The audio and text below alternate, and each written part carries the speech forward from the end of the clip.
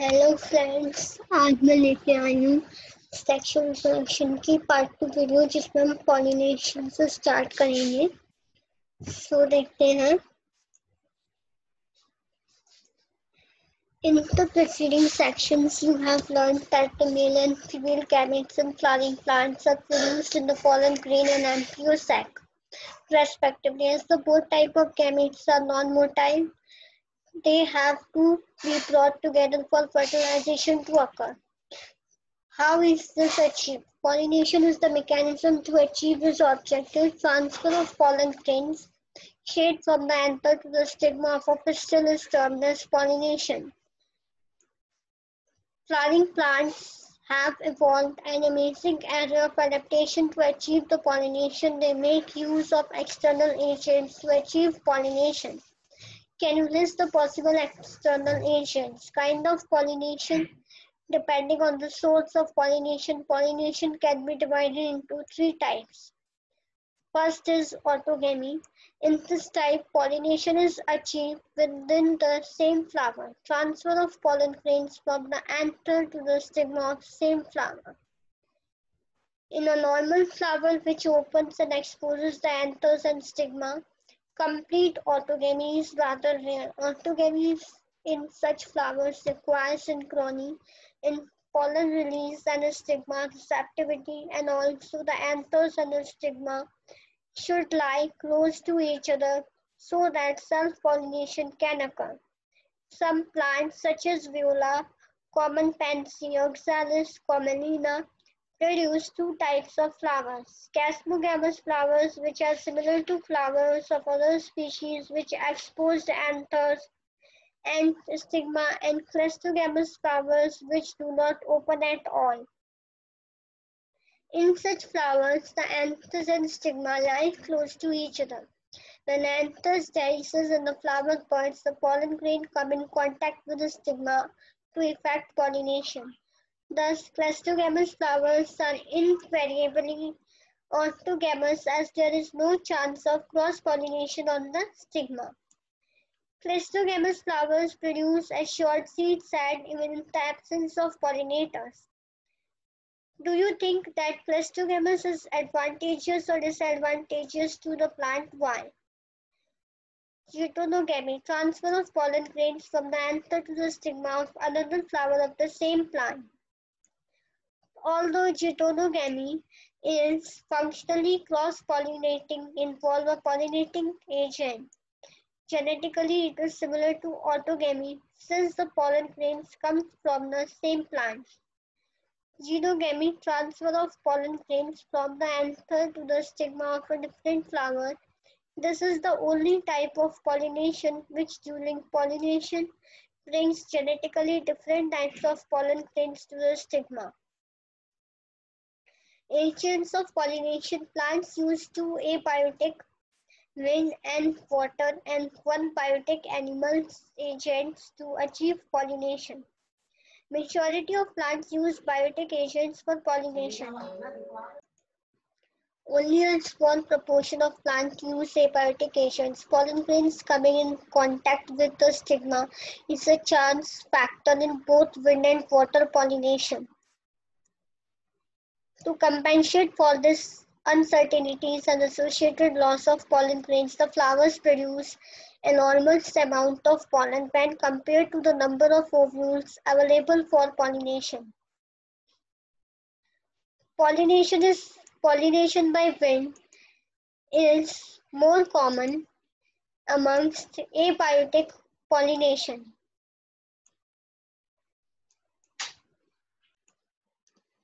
Wind pollination also requires that the pollen grains are light and non-sticky so that they can be transported by wind currents. They often possess well-exposed stamens so that the pollens are easily dispersed into wind currents, and large, often feathery stigma to easily trap airborne pollen grains. Wind-pollinated flowers often have a single ovule in each ovary and numerous flowers packed into an inflorescence.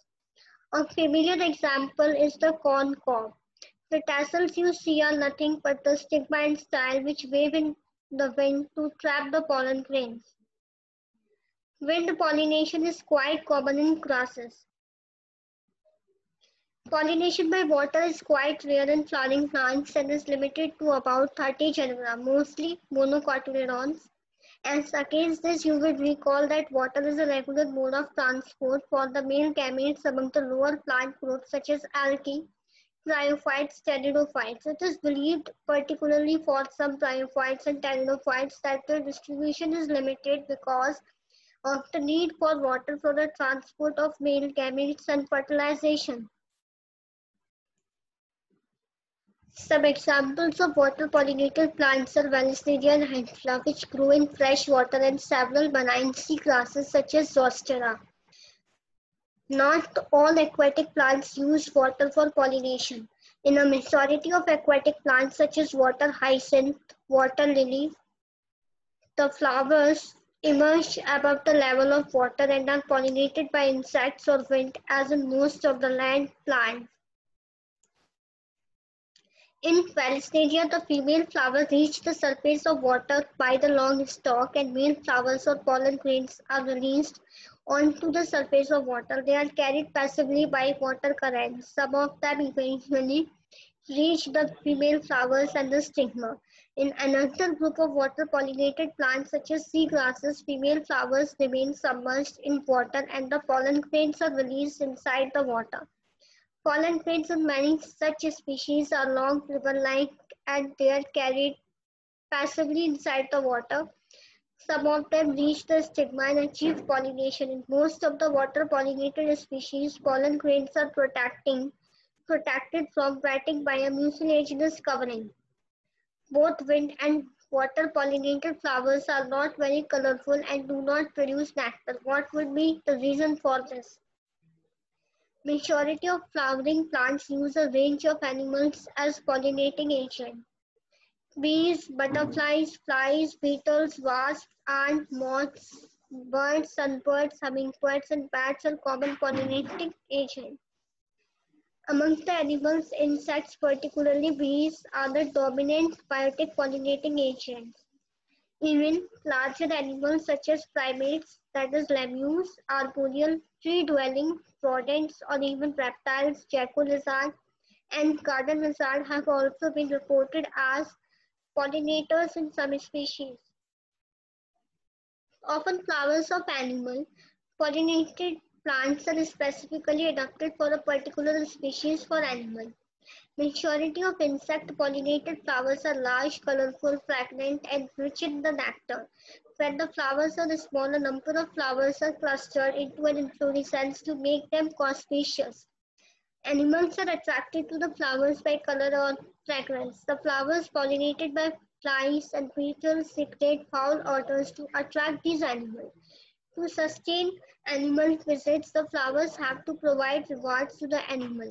Nectar and pollen grains are the usual floral rewards. For harvesting the rewards from the flower, the animal visitor comes in contact with the anthers and the stigma. The body of the animal gets a coating of pollen grains, which are generally sticky. In animal pollinated flowers, when animal carrying pollen on its body comes in contact with the stigma, it brings about pollination. In some species, the floral rewards are in providing safe places to lay eggs. As example, it's that of the tallest flower. Amorphous, the flower itself is about 6 feet height. A similar relationship exists between a species of moth and the plant yucca, where both species, moth and plant, cannot complete their life cycle without each other. The moth deposits its egg in the locule of the ovary and the flower in turn gets pollinated by moth. The larvae of the moth come out of the eggs as the seed start developing. Why don't you observe some flowers of the following plants or any other available to you? Cucumber, mango, people, coriander, papaya, onion, lophia, cotton, tobacco, rose, lemon, eucalyptus, banana. Try to find out which animals visit them and whether they could be pollinators. You will have to patiently observe the flowers over a few days and at different times of the day. You could also try to see whether there is any correlation in the characteristics of a flower to the animal that visits it. Carefully observe if any of the visitors come in contact with the anthers and the stigma, as only such visitors can bring about pollination. Many insects may consume pollen or the nectar without bringing about pollination. Such floral visitors are referred to as pollen nectar robbers. You may or may not be able to identify the pollinators, but you will surely enjoy your efforts. Outbreeding devices. Majority of flowering plants produce hermaphrodite flowers, and pollen grains are likely to come in contact with the stigma of the same flower. Continued self-pollination results in the inbreeding depression. Flowering plants have developed many devices to discourage self-pollination and to encourage the cross-pollination. In some species, pollen release and stigma receptivity are not synchronized. Either the pollen is released before the stigma becomes receptive, and the stigma becomes receptive much before the release of pollen. In some other species, the anther and the stigma are placed at different positions so that the pollen cannot come in contact with the stigma of the same flower. Both these devices prevent autogamy. The third device to prevent inbreeding is self-incompatibility.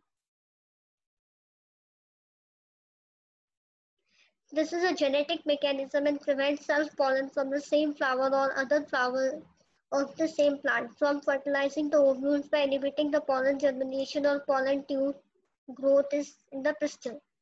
Another device to prevent self-pollination is the production of unisexual flowers. If both male and female flowers are present on the same plant, such as castor and maize monoecious, it prevents autogamy but not geitonogamy. In several species such as papaya, male and female flowers are present on different plants.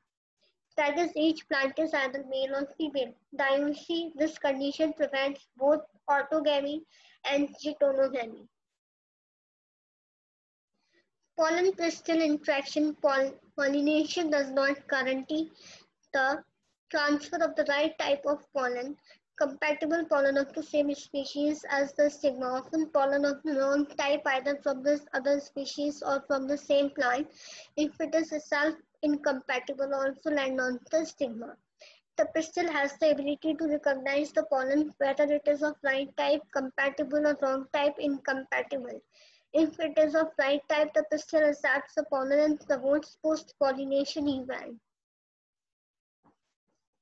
That leads to fertilization. If the pollen is of wrong type, the pistil rejects the pollen by preventing pollen germination on the stigma or the pollen tube growth in the style. The ability of the pistil to recognize the pollen followed by its acceptance or rejection is the result of continuous dialogue between pollen grain and the pistil. This dialogue is mediated by chemical components of the pollen interacting with those of the pistil. It is only in recent years that botanists have been able to identify some of the pollen and pistil components and interaction leading to the recognition followed by acceptance or rejection. As mentioned earlier, following compatible pollination, the pollen grain germinates on the stigma to produce a pollen tube through one of the germ pods. The contents of the pollen grain move into the pollen tube. Pollen tube grows through the tissues of the stigma and style and reaches the ovary. You would recall that in some plant, pollen grains are shaded two-celled condition of vegetative cell and the generative cell. In such plants, the generative cell divides and forms the two male gametes during the growth of pollen tube in the stigma. In plants which shed pollen in the three-celled condition, the pollen tubes carry the two male gametes from the beginning. Pollen tube, after reaching the ovary, enters the ovule through the micropyle and then enters one of the synergids through the filiform apparatus. Many recent studies have shown that filiform apparatus present at the micropylar part of the synergids guides the entry of the pollen tube. All these events from the pollen preposition on the stigma until pollen tubes enters the ovule are together referred to as pollen-pistil interaction. As pointed out earlier, pollen-pistil interaction is a dynamic process involving pollen recognition followed by promotion or inhibition of pollen.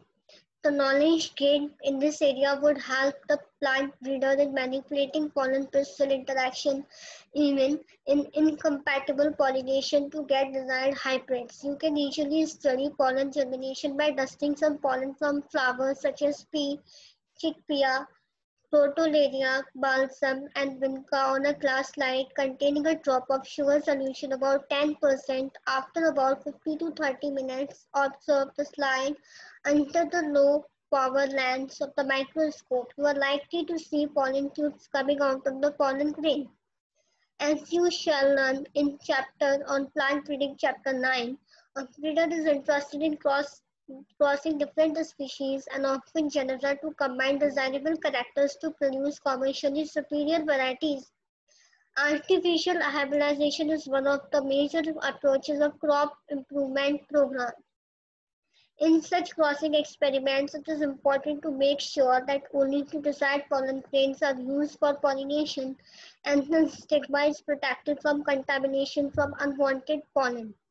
This is achieved by emasculation and bagging techniques. In the female parent bears sexual flowers, the removal of anther from the flower bud before the anther dehisces using a pair of forceps is necessary. This step is referred to as emasculation. Emasculated flowers have to be covered with a bag of suitable size, generally made up of butter paper, to prevent contamination of its stigma with unwanted pollen. This process is called bagging. When a stigma of bagged flower attains a receptivity, mature pollen grains collected from anthers of the male parent are dusted on the stigma, and the flowers are repacked and the fruits allowed to develop. If the female parent produces unisexual flowers, there is no need for emasculation. The female flower buds are bagged before the flowers open. When the stigma becomes receptive, pollination is carried out using the desired pollen and flower repacked. So this is the last topic of this video, and we will continue double fertilization in the part 3 video. And if please like my video and subscribe my channel and share my video with your friends. Thank you for watching my video.